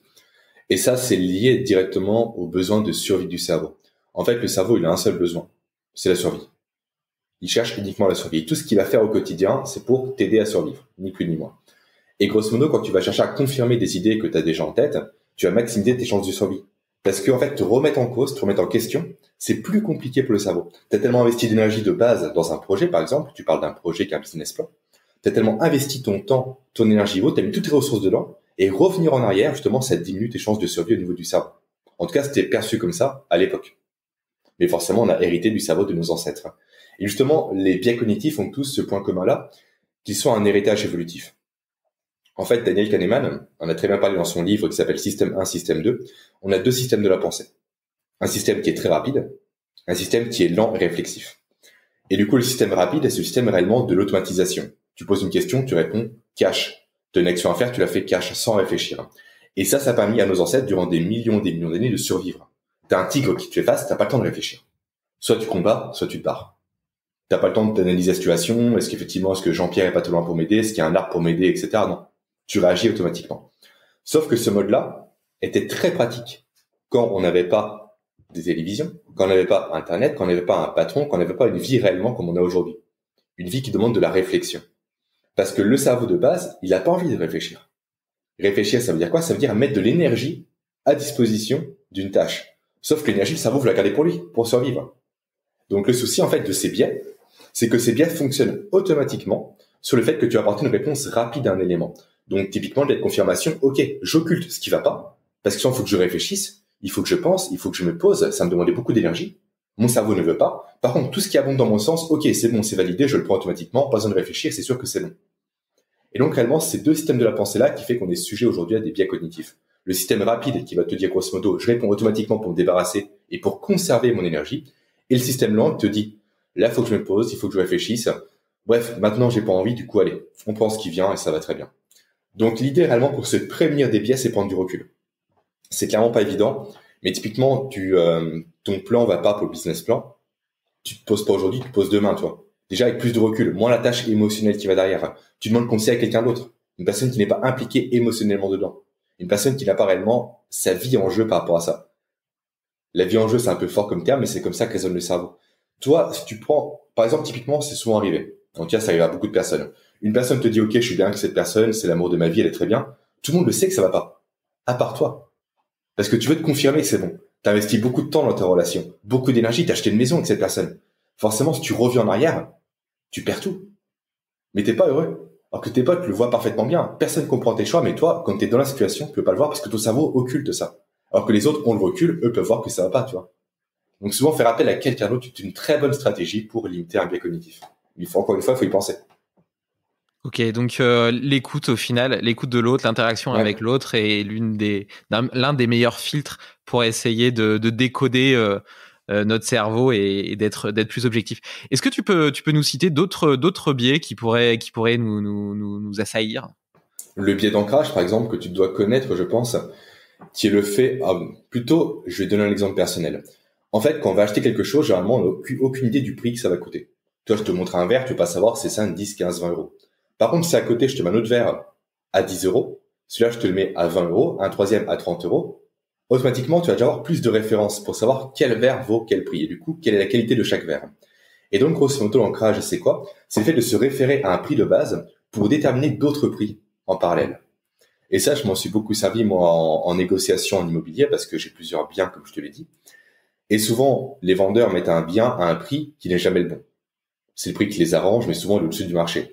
Moi, plutôt que de négocier par rapport à leur propre prix, ce qui créerait un ancrage dans mon cerveau en me disant, OK, l'appartement vaut 100 000 euros. Moi, je me dis de base, je fais une offre vraiment indécente. Comme ça, c'est eux qui vont avoir mon propre ancrage. Donc, l'appartement est à 100 000 euros, je le propose à 60. Du coup, le mec, jamais va négocier après 90, non? Parce que c'était son ancien ancrage à lui. Le mien, c'est 60. Du coup, peut-être qu'il va monter à 80. Peut-être à 70. Mais du coup, en partant de la nouvelle base, forcément, je serai plus à même de négocier facilement en ma faveur qu'en la sienne. Et ça, beaucoup de journaux aussi l'ont mis en place. Typiquement, on voit souvent 3 offres sur les sites avec les journaux. Une offre, par exemple, à 6 euros, t'as que le format papier. Une offre à 13 euros, t'as uniquement le numérique. Et 13 euros également, t'as numérique plus papier. Du coup, t'as 2 fois le même prix. Tu te dis, OK, c'est super avantageux parce qu'il y a un ancrage par rapport à ce prix-là. Donc, je prends l'offre à 13 euros. Ouais, L'idée, c'est vraiment créer un point d'ancrage, comme son nom l'indique, par rapport à un prix que toi, tu vas fixer, que tu vas donner. Ouais. Voilà ce qu'est le biais d'ancrage. Ok, hyper intéressant. Il faut faire vraiment attention par rapport à ce prix-là, à ce biais-là, parce que dès qu'on va chercher de vendre quelque chose, c'est un ancrage. Les soldes, c'est un ancrage. Tandis typiquement, ce produit était à 80 euros, maintenant il est à 70. Le prix, si tu dis, OK, je gagne 10 euros, tu vois, c'est un ancrage. Bah, d'ailleurs, t'as des pure players, comme on les appelle, qui ont basé tout leur business model là-dessus. Pour citer personne, VP par exemple, ils te faisaient des ventes privées avec des trucs à moins 50%. T'avais l'impression de faire une économie de 200 balles ou 300 balles, alors qu'en réalité, il était au même prix sur le site du fabricant, tu vois. Mais t'as l'ancrage, encore une fois. T'as l'ancrage d'un prix qui est beaucoup plus élevé et du coup, t'as l'impression de faire une bonne affaire. T'as l'ancrage plus l'effet aussi FOMO. Ouais, sol et puis aussi FOMO parce que souvent, c'est comme VP, t'avais un minuteur. Ouais, c'est vrai. Soit t'as plus que X quantité disponible, soit t'as plus que 24 heures pour l'avoir. Du coup, tu veux pas le louper et tu le prends. Très intéressant. Et d'ailleurs, ça me permet de faire une petite digression sur une partie à laquelle j'avais pas pensé, mais qui est justement, on est dans une société de consommation. Peut-être que d'un point de vue écologique ou même financier, c'est pas si intéressant. On entretient un peu le besoin de gagner toujours plus d'argent, pouvoir toujours plus consommer. Et au final, on s'achète des trucs, une nouvelle voiture, et puis on s'assied dedans. On est content les 2 premiers mois. Puis après, en fait, on se rend compte que c'est sympa, mais en fait, on en regarde une autre et on a envie d'en racheter une. Tu vois, il y a cette espèce de petit shoot de dopamine à chaque fois que tu achètes quelque chose. Et au final, tu te rends compte après coup que le plaisir de l'avoir, de le posséder, est assez futile et ne dure pas vraiment longtemps. Je suis pas convaincu que ce soit la meilleure façon de trouver le bonheur, ni que ce soit très compatible avec une vie, on va dire, responsable à l'échelle de l'humanité.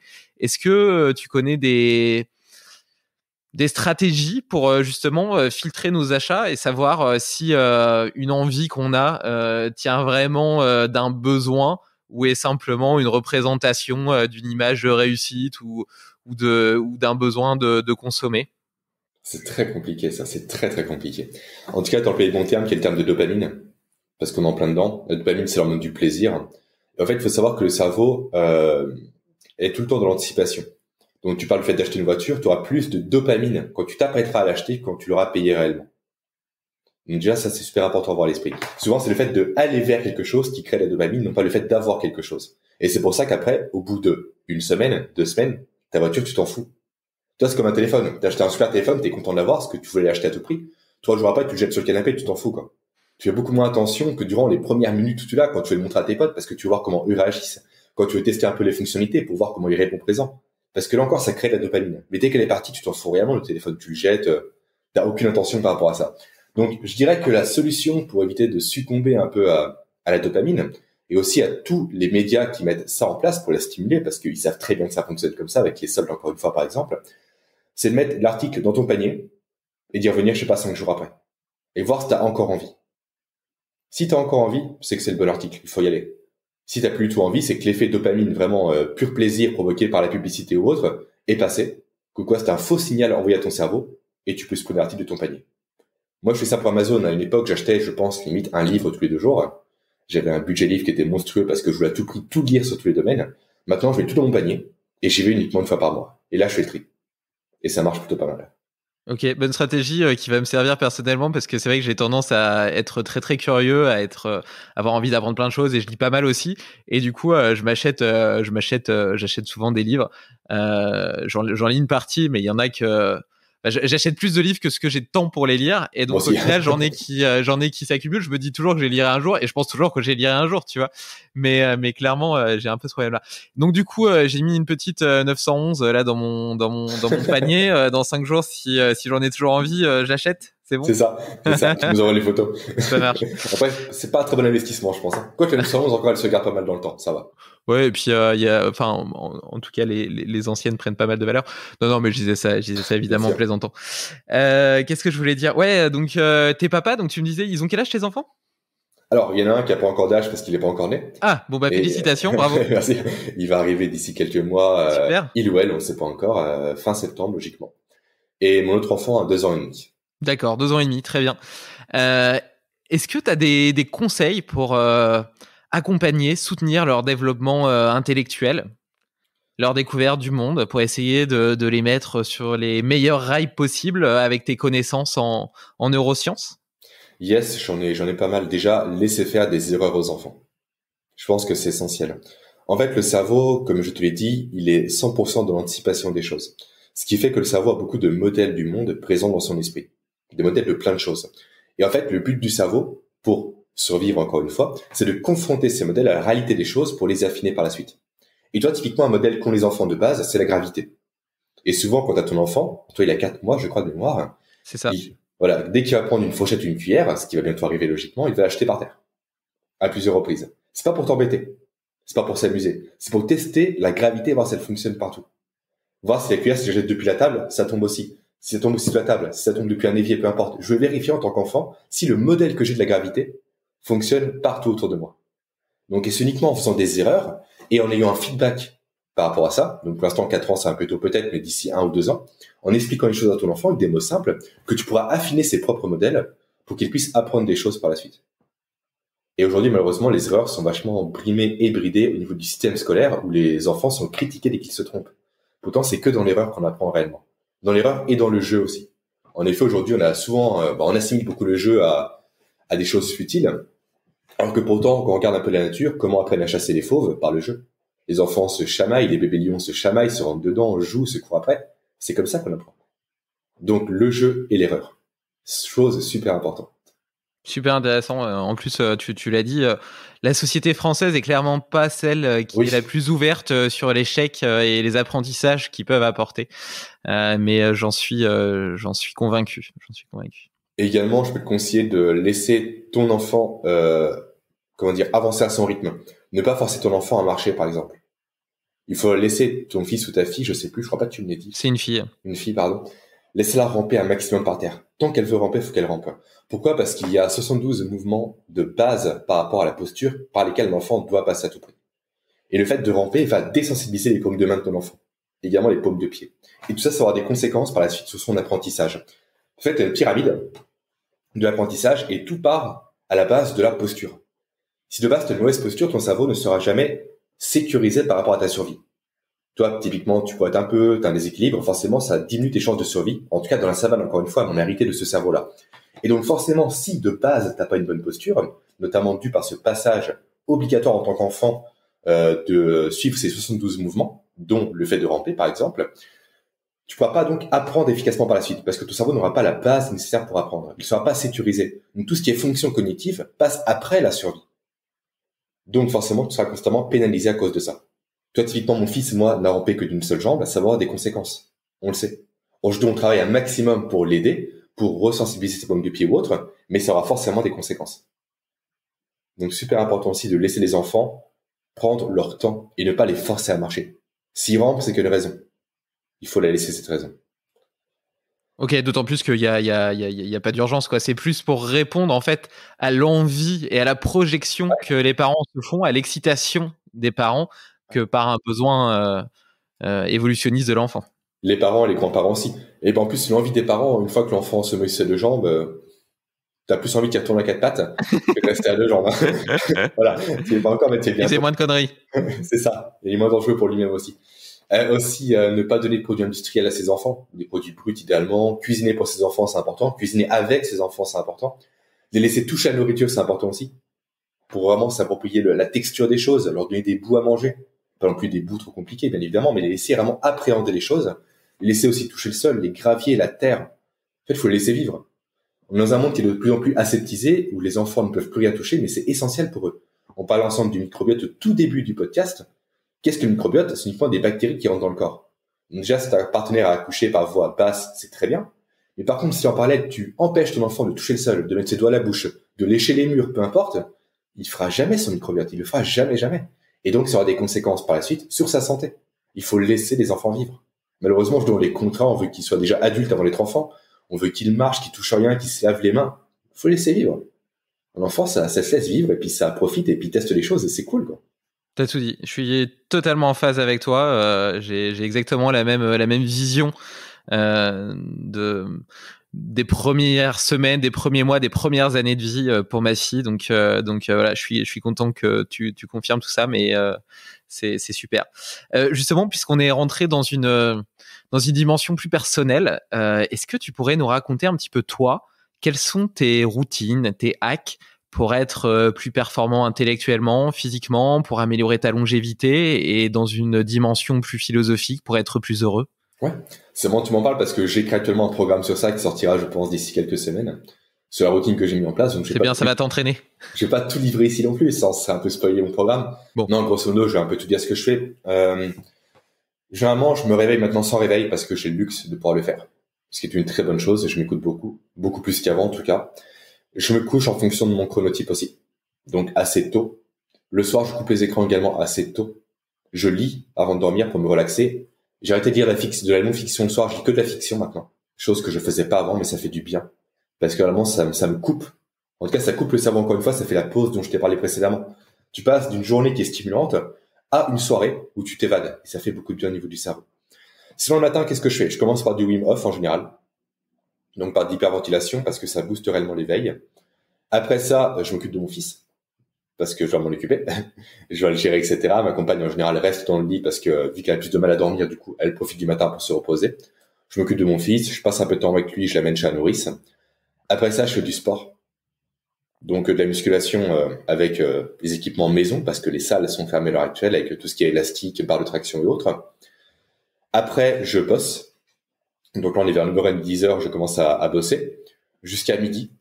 À midi, je fais du HIIT. Après, je mange mon premier repas de la journée. Je fais juste une parenthèse, pardon. Tu fais de la musculation le matin, du coup, et après, tu te refais un deuxième entraînement de HIIT à midi. Juste 10 minutes. Ok, d'accord. Parce que grosso modo, vu que j'ai pas mangé avant, parce que je pratique le jeûne intermittent, l'idée avec le HIIT, c'est de stimuler les muscles à nouveau juste avant le repas, pour justement que tu sois plus sensible à l'insuline. Et donc, pour moins créer ce pic d'insuline qui a des effets délétères, comme on l'évoquait précédemment.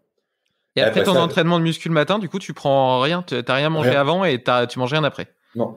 Ok. Non, je fais le jeûne. Alors, ça me paraissait impossible il y a quelques mois en arrière, mais je me suis convaincu, ça fonctionne très bien. J'avais un gros blocage psychologique par rapport à ça, mais maintenant, je peux ne pas manger, pendant quasiment une journée sans problème. Voire plus. Et tu retrouves des bienfaits à quel niveau? Alors, beaucoup de bienfaits parce que, en fait, nos ancêtres à l'époque, on revient encore à l'époque parce que c'est ça que j'aime bien, donc à l'époque de la préhistoire, ne mangeaient pas tout le temps. Très clairement, ils mangeaient quand il y avait de la nourriture. Donc en fait, ils alternaient entre des périodes longues sans repas et des périodes où ils se goinfraient littéralement de viande, de baies, de tubercules. Et en fait, c'est un rythme que notre corps a gardé durant des millions d'années. Et ce rythme, ce corps l'a réellement, utilisé à son avantage, non pas à son, je perds mes mots, désolé, contre lui, quoi. Et en fait, quand tu jeûnes, tu vas créer pas mal de processus physiologiques dans ton corps. Et notamment un processus qui est très intéressant qui s'appelle l'autophagie. Passer les 16 heures de jeûne, 14-16 heures de jeûne, grosso modo, tes cellules vont s'auto-manger entre elles pour faire le ménage. Tout simplement. Et donc, tu vas détruire les mauvaises cellules et conserver les bonnes cellules qui, elles, vont se reproduire pour créer après un genre de sélection naturelle de cellules où tu as dans ton corps que des bonnes cellules à terme. Ça, c'est un des effets bénéfiques du jeûne. Tu en as plein d'autres. Hein. Typiquement, si jeûner permet de passer en mode cétose. Parce qu'au bout d'un moment, tu as vidé tes réserves de sucre qui sont assez faibles dans le corps et ton organisme a besoin d'énergie, donc il va transformer le gras en énergie. Et ce qu'il faut savoir avec la cétose, c'est que donc la cétose, c'est le gras, comme je l'ai dit précédemment, c'est qu'une molécule de gras transformée en corps cétonique est 25 fois plus performante en matière d'apport d'énergie qu'une molécule de glucose. Okay. Et en plus, autre bénéfice, quand tu as l'estomac vide, tu n'as pas d'énergie qui part sur la digestion, donc tout est focalisé sur la concentration, sur l'efficacité, sur la productivité. Donc tu es plus efficace le matin grâce à ça. Et t'as pas du mal à avoir ton quota, vu que tu fais quand même pas mal de sport, je sais pas, il dure combien de temps tes entraînements le matin? Ils sont beaucoup moins longs qu'avant, du coup, je dirais une demi-heure, 40 minutes. Ok. Plus 10 minutes après, avant de manger, ça fait quand même une bonne dépense calorique, d'autant plus que tu m'as dit que tu avais un métabolisme rapide. T'as pas du mal à avoir ton quota de calories en mangeant seulement sur une fenêtre de 6 heures Sur le fait de 8 heures, non, j'ai aucun mal. J'ai aucun mal de mon côté. Mais en plus, je consomme beaucoup plus d'aliments riches en lipides qu'en glucides. Et les lipides font 9 calories par gramme et les glucides ne font que 4. Donc déjà, tu doubles ton nombre de calories grâce à ça. D'accord. Donc toi, je mange du chocolat noir, des oléagineux, des purées d'oléagineux, beaucoup d'huile d'olive. Donc ça monte très vite. Ok, bon, très intéressant. Donc pardon, donc je t'ai interrompu, du coup, t'es arrivé justement au repas du midi. Ouais, donc avant ou après le repas, ça dépend. Généralement, juste avant le repas, c'est douche froide. Ok. En tout cas, douche écossaise, comme on l'appelle, j'alterne le chaud et le froid en finissant par le froid. Le froid maximum, je cherche uniquement à ressentir le côté morsure du froid. Le côté de ce qui fait mal vraiment, ou ton corps en mode qu'est-ce qui m'arrive, faut que je réagisse. Parce que ça, c'est très bon à nouveau pour le corps, parce que ça va stimuler la production de noradrénaline, ce qui va stimuler à nouveau l'éveil et la concentration. Donc voilà ce que je fais tous les matins. En fait, je me place dans l'inconfort volontairement. Ouais. Bah écoute, je suis totalement en phase avec ça aussi. Je suis un grand fan de douche froide et je pense effectivement qu'on est arrivé dans nos sociétés modernes à un excès de confort, à un excès de contrôle sur tous les paramètres. Tu parlais tout à l'heure un petit peu de la journée type de l'employé moyen qui se lève le matin, qui prend son petit déj chez lui. Donc il est dans une boîte, il est dans sa voiture, il est dans une boîte, il est au boulot, il est dans une boîte, il rentre le soir, il s'échoue sur son canapé devant Netflix. Au final, d'une part, il a pas bougé. En plus de ça, il a jamais vu la nature. Il a pas marché dehors. Il a pas été au contact avec son environnement qui devrait être son endroit de vie, tu vois. Il a aucune contrainte, aucun inconfort de type justement froid, chaud, etc. Tout est parfaitement contrôlé. Il y a aussi peu d'exposition à peut-être à des petits virus, des petites bactéries, etc. qui traînent parce qu'en fait, il a été en contact avec des environnements vachement aseptisés. Bon, bien sûr, je dis ça dans un contexte de Covid, donc ça peut peut-être être mal compris. Je suis pas en train de dire que voilà, c'est bien de se laver les mains, etc. Mais je pense que c'est important aussi d'être au contact justement de l'environnement dans lequel on est censé vivre et que nos bureaux, nos maisons, etc. n'y répondent pas forcément. Et donc je trouve également énormément de bienfaits à la douche froide qui apporte autant d'un point de vue mental d'ailleurs que d'un point de vue résilience du système immunitaire, etc. Et d'un point de vue mental pour la gestion du stress, pour l'énergie que ça peut donner. Je pratique aussi régulièrement. Je vais même me faire des petits bains dans la mer parce que j'ai la chance d'habiter dans le sud de la France au bord de la mer. Et du coup, même en plein hiver, je vais me baigner le matin à 6h30 ou 7h du mat dans l'eau gelée. Et tout de suite, là, ça te met face à toi-même, ça te vide la tête. T'es plus en train de penser aux 50 000 problèmes que tu vas avoir pendant ta journée. T'es vraiment connecté à toi-même, à ton corps, à ton animalité parce que c'est stressant, c'est un stress puissant et physiquement, tu le ressens, tu vois. Et puis, t'apprends à le gérer, tu respires, t'allonges la respiration et là, tu te calmes et tu te rends compte que même dans l'inconfort, t'es capable d'être bien, t'es capable de te contrôler, tu meurs pas. Et c'est vraiment riche d'apprentissage. Donc, je suis aussi un grand fan de la chose. Et chose intéressante, c'est super ce que tu fais déjà. Moi, j'aimerais avoir une mer à disposition aussi pour me baigner dans de l'eau froide. Malheureusement, je ne peux pas. Je n'ai qu'une douche en plus. Mais chose qui est intéressante à mettre en place, c'est le fait aussi de ne pas se sécher directement par la douche froide. Ça tourne un peu pour que la thermogénèse fasse son effet. Pour que ton corps apprenne par lui-même à se réchauffer. Donc toi, typiquement, ma compagne, elle est frileuse. En faisant ça, à terme, elle va réussir à se réchauffer par elle-même quand il fait froid. D'accord. Chose qu'on a perdue aujourd'hui. Aujourd'hui, on sort de la douche. Déjà, on a chaud parce que la douche est chaude. On se sèche immédiatement. Il fait froid dehors. C'est la cheminée, le radiateur, le chauffage dans la voiture. Le corps ne sait plus se réchauffer par lui-même. Tu restes un peu tranquillement durant même pas une minute. T'attends que les premières chaleurs reviennent. Et après, tu peux te sécher. Ça va stimuler cette fonction de thermogénèse du corps en plus, qui est très importante et qui est encore une fois oubliée malheureusement aujourd'hui. Et aussi, en plus de ma routine, ce que je fais, c'est comme toi, je fais beaucoup d'étirements dans la journée. C'est pas très long, encore une fois. Tout ce que je dis, ça prend 10 minutes en général, à part la session de sport, hein. Mais une douche froide, ça prend 10 minutes. Une respiration in-off, ça prend un quart d'heure. Une marche après le repas, ça prend 10 minutes. Donc vraiment, c'est très rapide à faire. Tout le monde peut le faire. Et donc, ce que je fais également durant mes pomodoro, c'est que je m'étire généralement toutes les heures, je dirais quasiment, avec des mouvements de rotation des épaules, comme tu peux le voir à la caméra, parce que souvent on est avachi en avant, ce qui fait que l'épaule est trop en avant par rapport au buste. Donc, Avec l'élastique notamment, quand tu fais... Aussi avec l'élastique aussi, c'est intéressant. Et aussi, j'ajoute le mouvement des yeux de mon côté. De plus en plus, je le fais, chose que je faisais pas avant. Donc, je prends un stylo devant moi, je rapproche, je l'éloigne pour créer la vision réellement proche et éloignée, et sur le côté. Parce qu'en fait, du coup, on n'est plus habitué à regarder sur les côtés. T'as un écran, tu regardes face à toi. Du coup, t'es plus habitué à regarder sur les côtés, à voir si jamais il y a des objets, des dangers ou autres. Et ça, au quotidien, ça peut pénaliser. Parce que la vision périphérique est super importante dans la survie. Et même quand tu conduis en voiture. Tu auras plus de réflexes en t'habituant à regarder sur les côtés. Tu as une voiture qui débarque, tu peux freiner, tu peux anticiper. Alors que si tu as constamment un écran droit devant toi, tu perds cette vision périphérique au fur et à mesure.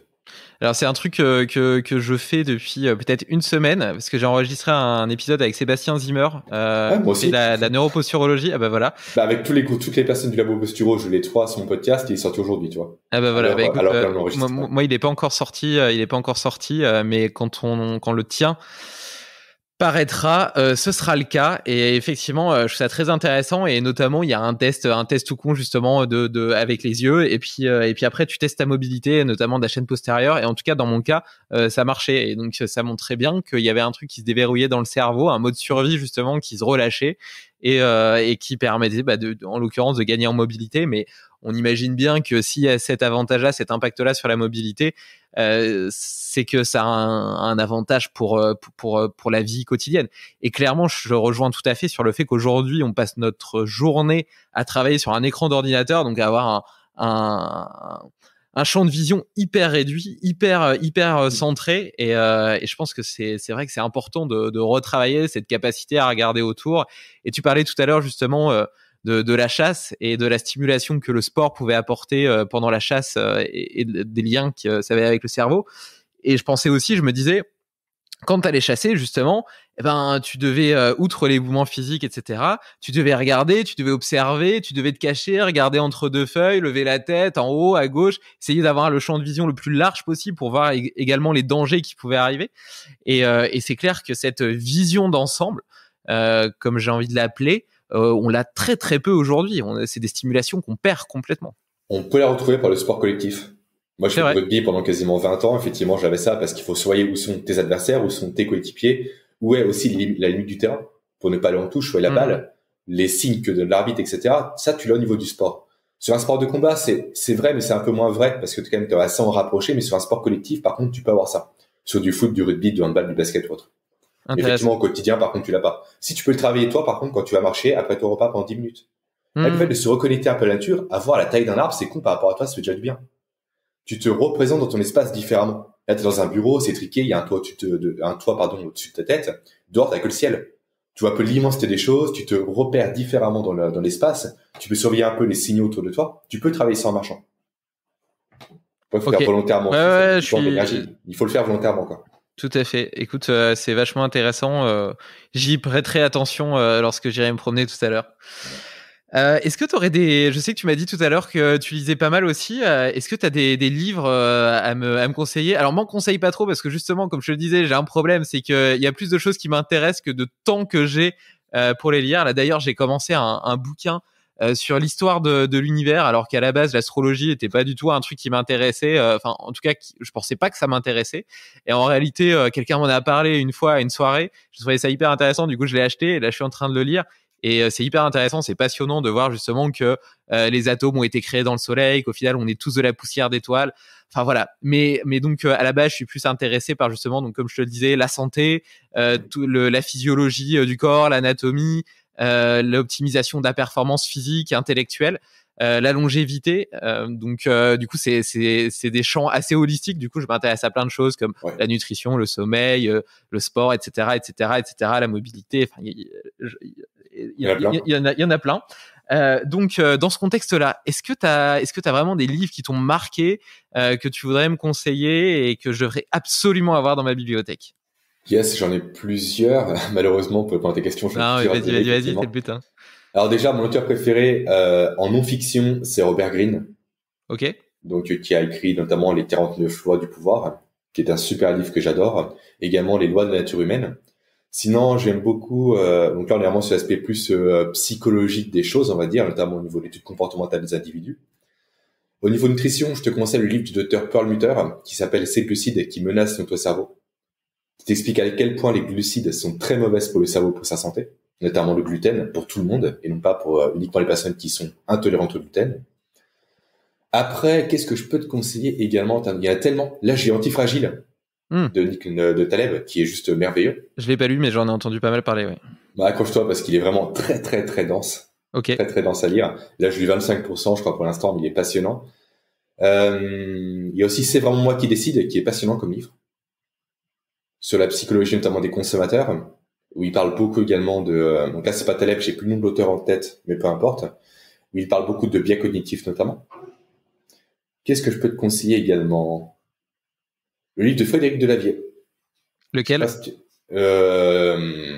L'éveil des consciences. Éveil des consciences, ok. Donc là, moi, j'ai la version originale, qui est maintenant en rupture de stock, qui vaut quasiment 300 €, je crois, sur Amazon.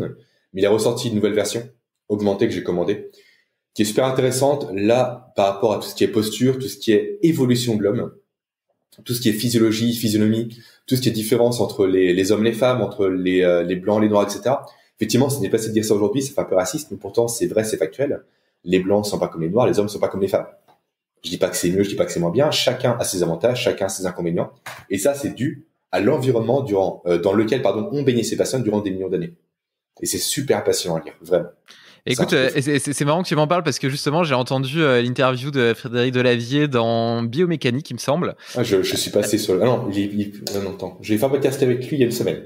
Bon, bah voilà, écoute, décidément, entre podcasteurs, ça va dans tous les sens. Et écoute, donc j'ai découvert Frédéric Delavier. Bon, je le connaissais déjà de nom, mais j'avais jamais rien lu de lui à cette occasion. Je l'ai trouvé très, très vaste, avec des côtés hyper intéressants. D'autre côté, il a ses particularités. Et justement, il parlait de l'éveil des consciences. Et donc, à la suite de ce podcast, j'ai eu très envie de l'acheter. Donc, je l'ai regardé, j'ai regardé sur Amazon. Et puis, j'ai appliqué le conseil que tu m'as donné tout à l'heure, même si je l'avais pas encore, de pas l'acheter tout de suite, attendre de voir, etc. Parce que j'avais lu dans les commentaires que c'était assez mitigé. Il y a des gens qui avaient beaucoup aimé, d'autres qui trouvaient qu'il était pas si terrible. Et donc, je suis content que toi tu me le conseilles parce que là, c'est la dernière petite miette la dernière petite étincelle qu'il me fallait pour que je passe à l'action. Donc à l'issue de ce podcast, je vais pouvoir aller le commenter et le dévorer. Je te conseille vraiment plus. Delavier est un très bon dessinateur en termes d'anatomie. Et ses dessins sont juste merveilleux. T'apprends beaucoup de choses. Effectivement, des fois il y a à boire à manger parce qu'il y a un côté un peu ésotérique et des fois chez lui, notamment par rapport à la conscience de Dieu en chaque individu, etc. Mais les fondements sont super intéressants, vraiment. Et j'ai quand même un bouquin de lui sur l'anatomie justement que je dois commencer, mais. Et l'approche qu'il a aussi, il a une approche qui est vraiment assez atypique. Il a l'approche de la calorie. En fait, lui, il justifie toute l'évolution, tous les mouvements qu'il y a eu, etc., par la quête de calories par rapport aux hommes. Donc la calorie, c'est quoi? C'est l'alimentation. Donc encore une fois, c'est la survie. Et c'est pourquoi justement les Africains qui eux avaient X calories sont différents des Européens qui eux avaient X calories, toi. Très intéressant. Donc du coup, c'est une vision des choses qui est assez différente de ce que l'on entend actuellement, et je trouve ça intéressant à avoir à l'esprit. Aussi, je peux te conseiller la trilogie des livres de Yuval Noah Harari, donc Sapiens, Homo Deus, et puis 21 leçons pour le 21e siècle. J'ai lu Sapiens que j'ai beaucoup aimé, et j'ai pas encore lu les deux autres, mais c'est sur ma liste de lecture. Moi, Sapiens, c'est super, et quand il évoque le fait que c'est le blé qui a domestiqué l'homme, pas l'inverse, je trouve ça juste génial, et que tous les problèmes actuels découlent de ça quasiment, je trouve ça génial. Et d'ailleurs, d'un point de vue évolutionniste, le blé était l'espèce animale et végétale qui avait le plus réussi d'un point de vue biologique. Ouais, complètement. Et non, sinon, je vais prendre mon Kindle, mais j'ai tellement de bouquins de conseiller que il y en a plein. Bah écoute, là, ça me fait déjà une bonne petite liste pour démarrer. Tac, ouais, je regarderai ça, je t'enverrai par mail si tu veux, d'autant plus. C'est gentil, merci. Écoute, pour terminer, est-ce que tu pourrais nous raconter un petit peu, donc tu nous expliqueras après où est-ce qu'on peut te suivre, etc., mais nous raconter un petit peu les différentes formations que tu proposes. De mémoire, il y en a 4. Si tu peux nous dire 2-3 mots sur chacune d'elles, et puis après nous dire où est-ce qu'on peut les retrouver. Alors pour les formations, pour l'instant, je suis un peu en mode transition parce que je refais toutes mes formations de A à Z, je les mets à jour, notamment parce que j'ai changé d'outil pour à la fois faire mes formations et pour les mettre en ligne. Donc pour l'instant, effectivement, j'ai plusieurs formations. J'ai une sur la productivité qui s'appelle neuroproductivité, où j'explique pourquoi le cerveau n'est pas fait pour être productif et comment contourner ce problème-là. Donc on parle de dopamine, etc. C'est assez passionnant. J'ai ma future formation du coup sur la routine de la performance, dont on a parlé tout à l'heure ensemble, qui va sortir, je pense, d'ici quelques semaines. Donc là, on est quand? On est le 19 avril, je pense qu'elle sortira peut-être début mai. Le podcast, maximum. À mon avis, sera pas encore sorti. Ah donc elle est déjà sortie. Elle est super bien, j'ai des super retours, elle est merveilleuse, elle a changé la vie de beaucoup de personnes. Plus sérieusement, je suis une formation sur la nutrition qui s'appelle Brains Food, où j'explique comment justement bien manger pour optimiser son cerveau. J'ai l'équivalent au niveau du sommeil, sur comment bien dormir pour optimiser son cerveau. J'avais des formations aussi sur tout ce qui était mémorisation et prise de décision. Je sais pas encore si je vais les refaire, je me tâte. Et j'ai une formation aussi sur tout ce qui est remodelage neuronal, sur comment justement recabler son cerveau pour apprendre des compétences plus efficacement. Et en plus de tout ça, j'ai créé un programme gratuit aussi, que je vais bientôt remettre à jour. Donc je pense qu'il le sera peut-être quand l'épisode sortira, tout dépend quand est-ce qu'il sortira. Si t'as déjà une idée ou pas? Oui, à mon avis, ça sera vers entre le 15 et le 30 mai. Ok, bref, pas sûr, on verra, je ferai en sorte. Où je vais proposer, en fait, aujourd'hui, je propose 5 modules sur tout ce qui est mémorisation route pour optimiser le cerveau, donc la mémoire, les biais cognitifs, j'en parle, l'alimentation, etc., sur des pistes assez concrètes à mettre en place. Et là, je vais basculer sur 7 jours, avec une vidéo par jour pour réellement optimiser son cerveau, avec d'autres pistes encore plus approfondies. Et ça, je pense effectivement que ce sera disponible peut-être fin mai, si j'ai le temps. C'est la seule qui est en vidéo, non? Elles sont toutes en vidéo. Elles sont toutes en vidéo, d'accord. Mais en fait, je suis pas facecam par contre. Je fais tout sur tableau blanc. Ok. Directement, j'ai un tableau blanc avec une application qui s'appelle Explain Everything, où en fait, j'écris sur un tableau, je mets les images, etc., et je commente. Je trouve que le facecam n'apporte rien à une formation. Non, c'est vrai. En fait, que les gens me voient, au final, ça ne sert à rien. Ils connaissent ma voix, c'est le principal. L'idée, c'est que, en fait, le cerveau est visuel avant toute chose. Donc moi, je mets des images visuelles, je mets du texte qui est visuel, etc., pour que le cerveau, justement, imprègne les éléments. Me montrer facecam, ça n'a aucun sens par rapport à ce que je partage. Bon, super intéressant. Et où est-ce qu'on peut s'inscrire justement pour avoir accès à ce programme gratuit et découvrir les formations dont tu as parlé? Alors, le plus simple est d'aller sur mon site, donc jeremycoron.co, c'est o non pas .com. Ouais, je mettrai le lien de toute façon. Ouais, tout simplement, au-dessus, il y a tout, il y a le programme gratuit, il y a les formations aussi et des moyens pour me contacter. Et du coup, t'es sur Instagram aussi peut-être? Nope. Non, je ne suis pas sur Instagram, je suis sur LinkedIn. Sur LinkedIn, ok, très bien. Alors, j'essaye, parce que je suis pas trop au réseau de base, ça me gave assez rapidement. J'ai le même problème que toi, mais. Voilà. Donc là, maintenant, je me suis astreint et contraint à faire un post LinkedIn par jour. Comme ça, moi, c'est régulier, je fais un post par jour, je verrai bien ce que ça donne. Et par contre, je pense me remettre, beaucoup de personnes me le conseillent, sur YouTube, parce que j'y étais avant, pour d'autres projets.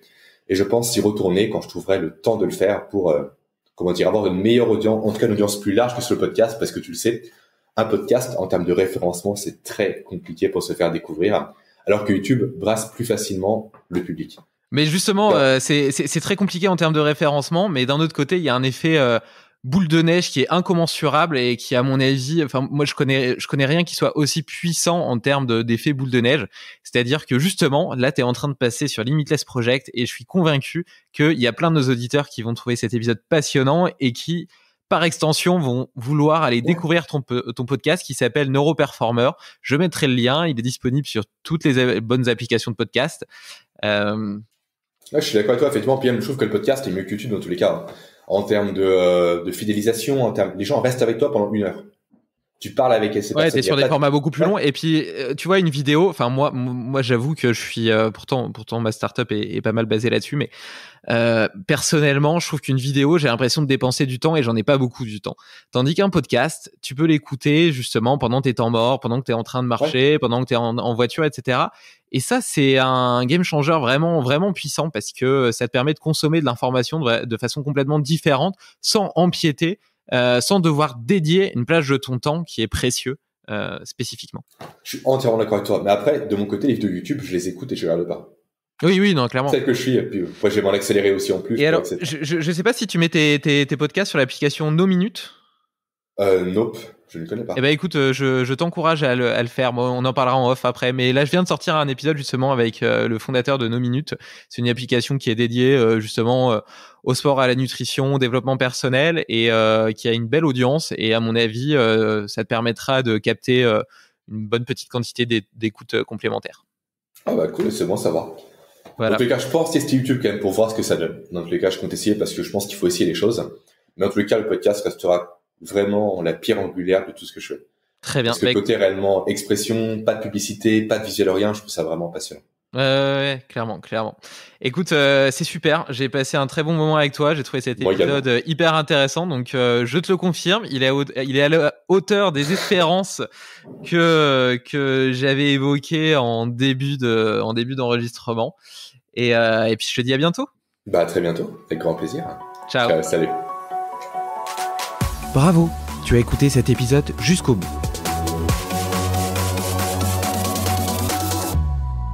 Si tu veux être sûr de ne rien oublier, retrouve le résumé de l'épisode et tous les hacks de mon invité du jour sur limitless-project.com. Mais avant, pense à me laisser une note de 5 étoiles sur ton application de podcast. C'est la meilleure façon de soutenir mon travail et de m'aider à convaincre de nouveaux invités de venir partager leurs secrets.